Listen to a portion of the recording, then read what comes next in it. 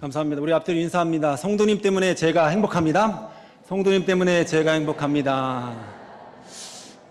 좀 더 진심을 담아서 성도님 때문에 제가 행복합니다. 성도님 때문에 제가 행복합니다. 감사합니다. 행복한 교회 잘 오셨습니다. 먼저 우리 성광교회를 인도해 주신 하나님 아버지께 감사드리며 또 사역의 기회를 주신 담임 목사님과 당회 장로님들께 감사드립니다. 성도된 우리는 각 분야에서 인정받고 영향력 있는 탁월한 사람이 되어야 합니다. 어떤 사람에게 인정받는 것은 바로 그 사람에게 신뢰를 얻었다는 것입니다. 내 실력이나 됨됨이를 인정받았다는 것이죠. 여러분, 한 집단에서 또 사람이 인정받는다는 것은 정말 중요합니다. 장사도 마찬가지지요. 여러분, 상표라는 것이 있습니다. 그래서 음식 중에서 또 어떠한 상표를 보면 이 재료는 믿고 먹을 수 있겠다라고 인정받는 상표가 있기 마련입니다. 또 병원도 마찬가지지요. 어떤 병원에 가면 병이 잘 치료받는다더라라고 인정받는 병원에 사람들이 몰려가게 되어 있습니다. 음식점도 마찬가지지요. 음식을 참 잘한다라고 인정받는 곳에 사람들이 줄 서서 먹게 되는 것입니다. 이처럼 인정받는 것은 참 좋은 일입니다. 2022년 방송연예대상에서 아나운서 김성주 씨가 올해의 예능인상을 수상하게 되었습니다. 그가 강단에 나와서 수상 소감을 이렇게 이야기했는데요. 제 이름이 거룩할 성 기둥주 십자가라는 뜻입니다. 그래서 평생 고난의 길을 갈 줄 알았는데 이렇게 영광스러운 자리에 서서 인사드릴 수 있어 감사합니다라고 이야기하면서 자신이 기독교인인 것을 밝힌 적이 있습니다. 사실 김성주 씨는 3대 족자이고 아버지는 목사님이십니다. 그래서 그는 자신이 속한 아나운서 일에 최선을 다해서 정말 열심히 일해서 가장 우수한 아나운서가 되는 자리에 서게 되었고 그 자리에서 제 이름은 십자가입니다. 저는 하나님을 믿습니다라고 고백하는 그러한 자리에 서게 되었다는 것입니다. 사랑하는 성도 여러분, 성도된 우리는 인정받기 위해서 더 열심히 일하고 더 많이 노력하고 더 열심히 성실해야 될 줄 믿습니다. 그래서 우리가 속해 있는 곳에서 영향력 있는 우리 모든 성도님들 되시기를 바랍니다. 사실 사람에게 이렇게 인정받는 것도 정말 중요하고 소중한데요. 하물며 하나님께 인정을 받는 일은 더욱더 중요하다고 할 수가 있습니다. 마지막 때 우리가 하나님 앞에 하나님 심판대에 서게 될 때 하나님께서 우리를 보시고 잘해왔다 또 칭찬받고 상급받을 수 있는 성도님들이 다 되시기를 바랍니다. 하나님이 통치하시는 나라에는 하나님의 인정을 받는 것이 중요합니다. 신앙생활도 하나님께 인정을 받는 신앙생활이 돼야 되는 것입니다. 여러분, 우리 그리스도인들의 승리는 무엇입니까? 잘 사는 것, 많이 배운 것, 높이 가는 것, 성공이 그리스도인의 성공이 아니라 하나님 앞에서 깨끗하게 사는 삶, 하나님 앞에 인정받는 삶이 바로 우리에게 성공인 줄 믿습니다. 그러므로 사람에게도 인정받고 특별히 하나님께도 인정받는 우리 모든 성도님이 다 되시기를 바랍니다. 그렇다면 하나님이 인정하는 삶은 어떠한 삶일까요? 첫째로 하나님이 인정하는 삶은 선행과 구제하는 삶입니다. 우리 본문 36절 말씀 다시 한번 읽어보도록 합니다. 욥바에 다비다라는 여자가 있으니 그 이름을 번역하면 도르가라. 선행과 구제하는 일이 심히 많더니. 아멘. 여러분, 신앙생활에는 목적이 있습니다. 그 목적은 무엇입니까? 바로 나만 천국에 가는 것, 나만 이 땅에서 복받고 잘 사는 것이 아니라 나를 통해서 옆 사람이 예수님을 믿어 새 생명을 얻는 것, 그 사람이 예수 믿고 변화되는 것을 볼 때에 바로 신앙생활의 기쁨이요 목적인 줄 믿습니다. 근데 이러한 신앙생활을 하기 위해서는요, 선행과 구제가 따라와야 된다는 것입니다. 오늘 본문의 도르가는 순전한 신앙의 인물이었습니다. 하나님을 경외하고 예수님을 믿는 사람이었습니다. 만약 그렇지 않았다면 본문을 기록한 저자 누가는 이 여인을 여제자라고 표현하지 않았을 것입니다. 여러분, 성경에 보면 여자 제자라고 기록된 여인은 도로가밖에 없습니다. 도로가는 가난한 과부들에게 선행과 구제를 베푸는 일에 최선을 다했고, 도로가는 마을과 마음뿐만 아니라 최선을 다하여서 섬기는 사람이었습니다. 여러분, 주위에 전도를 아주 많이 하고 많은 사람을 주께 인도한 사람들의 간증을 잘 분석해 보면 공통점이 있습니다. 바로 선행과 구제를 하면서 섬겼더니 교회로 왔다는 것입니다. 여러분, 그들은 사람들을 좋아하고 사람들 앞에 나가 칭찬하고 사랑과 도움으로 했더니 바로 그 영혼들이 주께로 돌아왔다는 것입니다. 그 옛날 아람의 포로로 잡혀갔던 작은 이스라엘의 여자 소녀가 있었습니다. 그 소녀는 아람 주인이었던 나아만을 통하여서 나아만에게 이스라엘의 선지자가 있음을 이야기하는 선을 베풀었을 때 나아만과 그 주위에 있는 속설들이 예수 또 하나님께로 돌아오는 은혜를 누리게 되었다는 것입니다. 그러므로 선행과 구제는 전도의 필수 조건인 줄 믿습니다. 우리 예수 믿는 모든 사람들은 선행과 구제가 충만하시기를 축원합니다.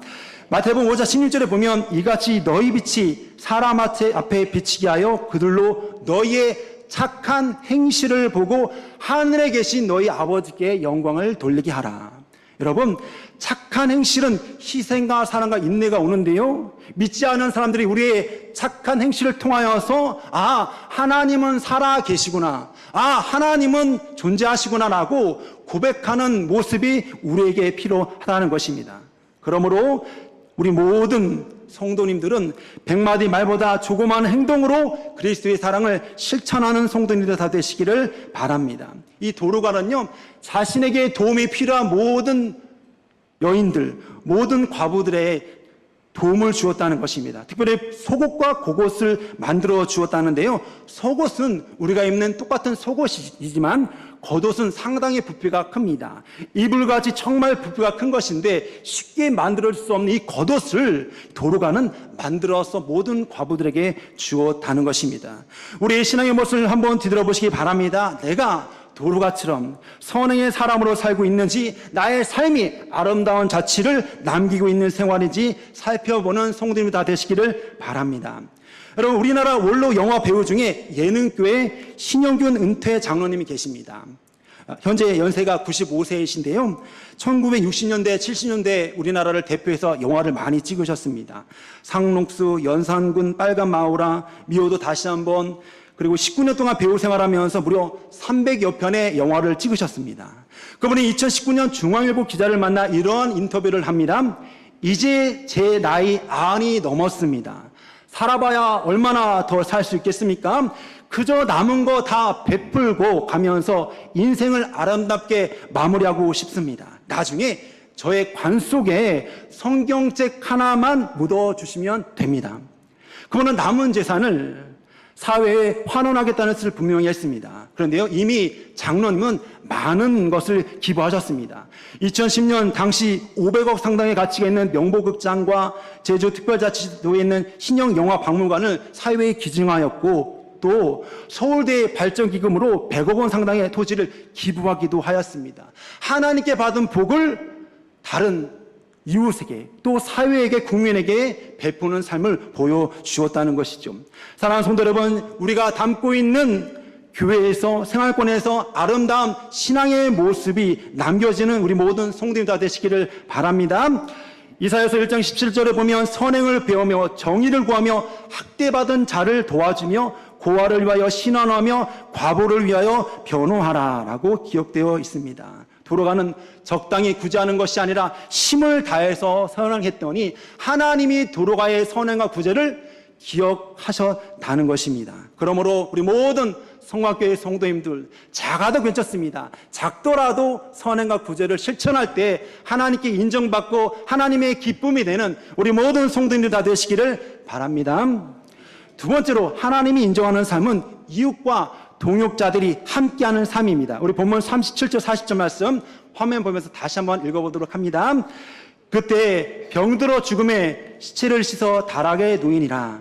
룻다가 욥바에서 가까운지라 제자들이 베드로가 거기 있음을 듣고 두 사람을 보내어 지체 말고 와 달라고 간청하여 베드로가 일어나 그들과 함께 가서 이르매 그들이 데리고 다락방에 올라가니 모든 과부가 베드로 곁에 서서 울며 도로가가 그들과 함께 있을 때 지은 속옷과 겉옷을 다 내보이거늘 베드로가 사람을 다 내보이고 무릎을 꿇고 기도하고 돌이켜 시체를 향하여 이르되 다비다야 일어나라 하니 그가 눈을 떠 베드로를 보고 일어나 앉는지라. 아멘. 여러분, 본문의 여자자 도로가는 예수님의 말씀을 실천하는 사람이었습니다. 예수님께서 이 땅에 오셔서 우리에게 명령하신 것이 무엇입니까? 서로 사랑하라는 것입니다. 하나님 사랑과 이웃을 사랑하라는 것입니다. 오늘 본문에 보면 도로가가 남편이 있다라는 구절이 없습니다. 이 도로가도 아마 남편이 없는 그런 과부인데 자기도 어려운데 다른 주위에 있는 과부들을 도와주는 일을 최선을 다했다는 것입니다.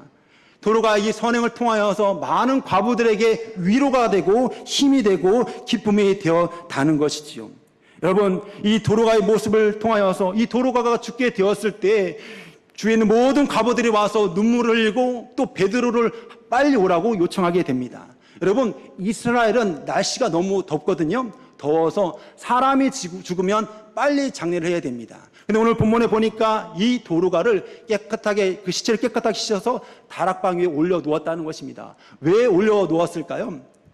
베드로를 불러서 장례를 해 주십시오라고 올려 놓았을까요? 아니라 베드로가 이적과 기적을 행한다는 것을 알고 기대심을 가지고 베드로를 초청하였다는 것입니다. 베드로가 오면 기적이 일어날 거야. 베드로 사도가 오면 기적이 일어날 거야라는 그런 기대감을 가지고 베드로를 맞으며 도로가가 지은 속옷과 겉옷을 보여주며 눈물로 간절하게 이적을 바라보며 베드로에게 나아가고 있다는 것입니다. 사랑하는 성도 여러분, 이 도로가를 위하여서 울면서 간절히 바라보는 이 과부들의 모습을 보게 되었을 때 베드로의 마음속에 큰 감동이 일어나게 되었습니다. 그리고 도로가를 위하여서 기도하게 됩니다. 사랑하는 성도 여러분, 이웃에게 어려운 사람을 도와주고 함께하는 것은 바로 나에게 큰 도움이요 후에는 나에게 은혜로 돌아올 줄 믿습니다. 여러분, 1992년 4월 달에 LA에 흑인 폭동이 일어났습니다. 그러니까 흑인들이 이 모든 사회가 불합리하니 모든 것을 부시자라고 모든 것을 태워버리기 시작합니다. 마침 한인타운에도 이 흑인들이 와서 모든 것을 불태우기 시작합니다. 그런데요, 한 슈퍼마켓의 한국 사장님은 매일매일 저녁 때 남고, 어떻게 보면 유통기한이 남고 깨끗한 음식을 모아서 주위에 있는 흑인들에게 그것을 주게 됩니다. 흑인들이 그것을 먹고 또 흑인 노숙자들을 위하여서 쉼터를 만들어 주었습니다. 마침 이렇게 폭동이 일어나게 되었을 때 그 주인의 도움을 받았던 흑인들이 떼거지로 몰려와서 다른 흑인들을 막아섭니다. 이 상점은 불태울 수 없다. 이 상점은 우리를 위해서 많은 도움을 주고 주인 아저씨가 사랑이 충만하기 때문에 이 상점은 태울 수 없다. 막아서서 이 상점은 그 화마에서 비켜 나가게 됩니다. 사랑하는 성도 여러분, 평상시 내가 어려운 사람을 돌봐주고 내가 이웃이 친구가 되었을 때 그 도움과 그것이 나에게 돌아온 줄 믿습니다. 그러므로 사랑하는 성도 여러분, 오늘 본문을 통하여서 우리에게 주신 은혜는 무엇입니까? 하나님은 이웃이 되기를 원하신다는 것입니다. 우리가 우리 교회의 이웃이 되고 다른 성도들의 이웃이 되고 내 집에 있는 다른 이웃들의 친구가 되기를 하나님은 원하고 있다는 것입니다. 도로가가 남긴 것은 바로 진실한 이웃이었다는 것입니다. 그러므로 우리도 우리 주위에 있는 성도들과 또 우리 집 주위에 있는 이웃들에게 친구가 되어주는 모든 성도님들 다 되시기를 바랍니다. 여러분, 신앙생활은 혼자 하는 것이 아닙니다. 같이 하는 것입니다. 천국 가는 그날까지 같이 하는 것입니다. 그러므로 내가 속해 있는 구역과 요전도회와 남성교를 통하여서 함께하고 함께 기도하고 함께 웃고 함께 울고 함께 나누는 그런 우리 모든 성도님 다 되셔서 하나님께 인정받는 모든 성도님 다 되시기를 바랍니다.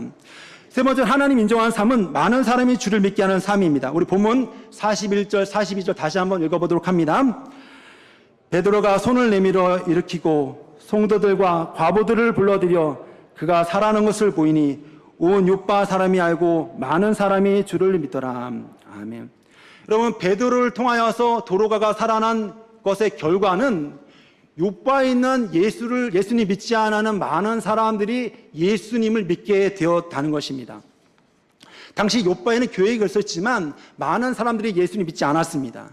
그런데 오늘 본문에 보니까 도르가가 살아남은 것을 통하여서 주위에 있는 많은 요파 사람들이 예수님을 믿게 되었다는 것입니다.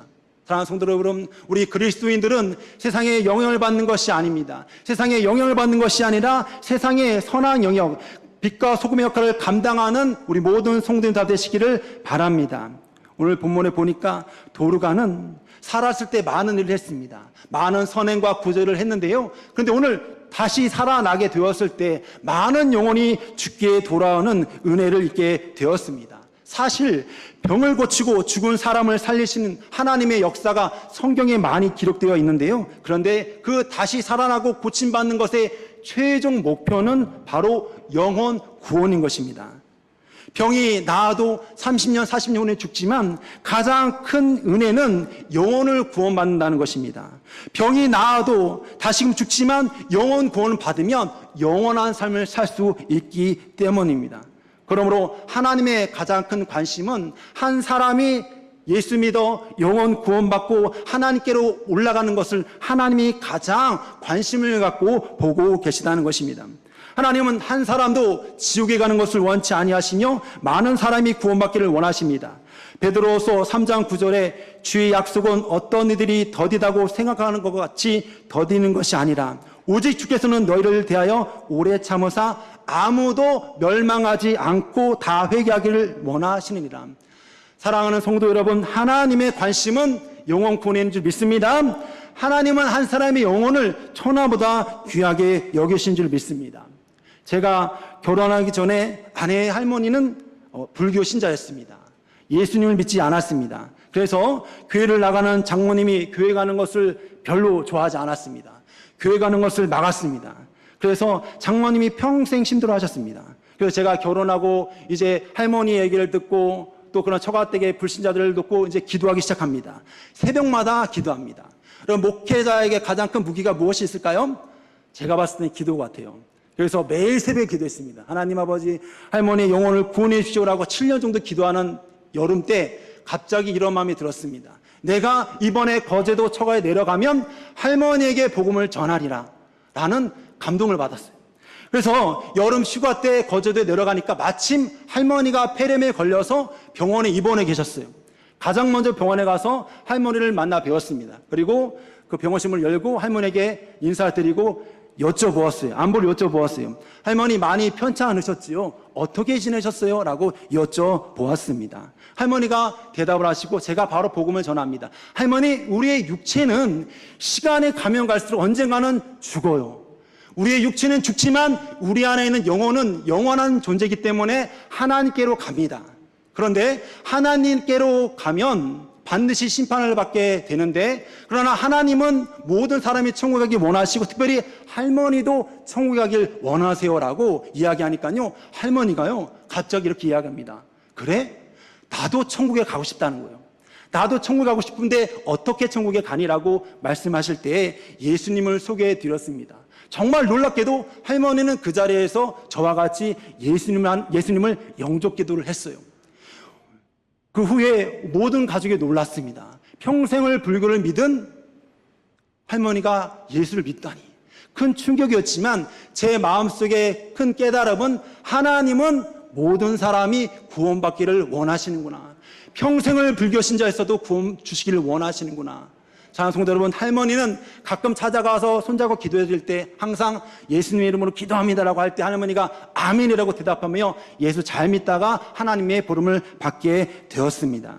자, 성도 여러분, 하나님이 기뻐하시는 것은 바로 영혼 구원인 줄 믿습니다. 따라합니다. 주님, 한 영혼을 주께로 인도하는 도구로 저를 사용하여 주시옵소서. 아멘. 여러분, 천사도 흠모하는 일이 무엇입니까? 천사가 존재하잖아요. 근데 천사도 흠모하는 것은 영혼 구원하는 일입니다. 영혼 구원, 다른 사람에게 예수님을 소개하는 것은 천사도 못하고 오직 우리 사람에게 주신 가장 큰 기회요, 가장 큰 축복인 줄 믿습니다. 말씀을 믿습니다. 도르가는 참으로 아름다운 선행과 구제를 열심히 했습니다. 이 선행과 구제가 힘이 많으니까 하나님이 이 도로가를 기억하셨다는 것입니다. 그래서 죽었지만 하나님이 베드로를 보내셔서 그 과부들의 그 호소를 듣게 하시고 베드로가 기도할 때 하나님은 도로가를 살려주셨고 살아난 도로가를 통하여서 믿지 아니하고 완악한 욥바에 있는 많은 사람들이 주께로 돌아오는 은혜의 역사가 이루어지게 되었습니다. 그러므로 사랑하는 성도 여러분, 오늘 도로가처럼 우리도 하나님 앞에 선행을 구제에 힘쓰십시다. 우리의 주위에 있는 이웃과 다른 성도들과 이웃으로서 도와주고 영혼 구원을 위하여서 이 가을에 최선을 다하는 우리 모든 성도님들 되셔서 하나님께 인정받고 하나님의 기쁨이 되는 우리 모든 성광교회 성도님 다 되시기를 주님의 이름으로 축복합니다. 기도합니다.